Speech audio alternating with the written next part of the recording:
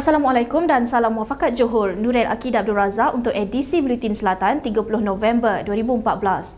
Sekitar Perhimpunan Agung UMNO 2014 yang berlangsung di Pusat Dagangan Dunia Putra PWTC.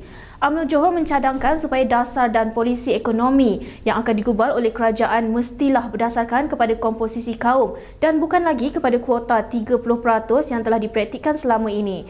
Jurucakap Badan Perhubungan UMNO Negeri, Datuk Dr. Adam Baba berkata, ia membolehkan Bumi Putra memperoleh lebih banyak pegangan ekuiti dan menjamin kedudukan orang Melayu dan Bumi Putra.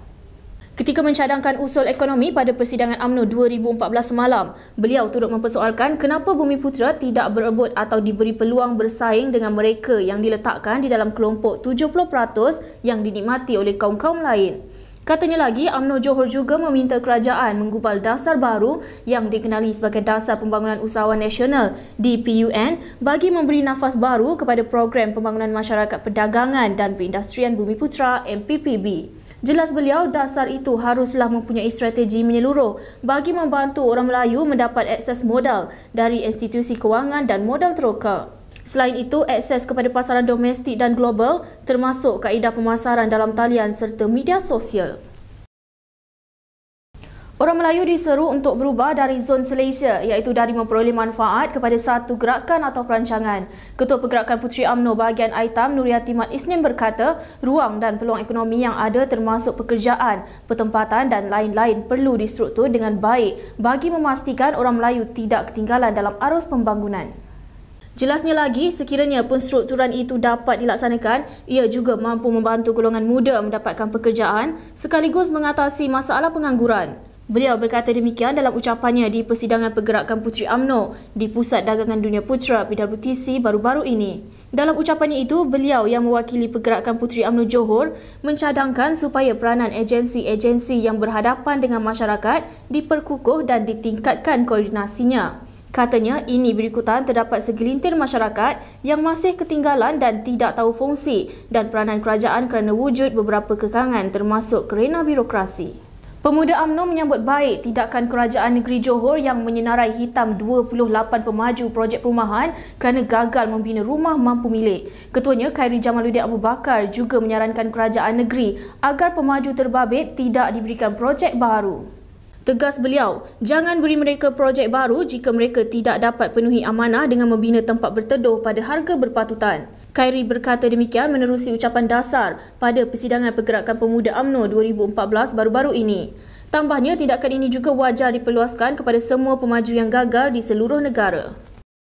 Perhimpunan Agung UMNO 2014 berakhir dengan mesej tegas dan lantang Presiden UMNO bahawa hak keistimewaan orang Melayu, raja dan agama Islam yang termaktub dalam perlembagaan negara tidak boleh dipertikaikan lagi.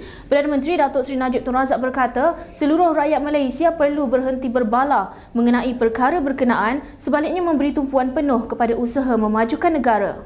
Menurut beliau, memajukan negara Malaysia merupakan fokus yang perlu diutamakan untuk membawa nama negara ke hadapan dan bukan berbalah mengenai hak yang termaktub dalam perlembagaan negara.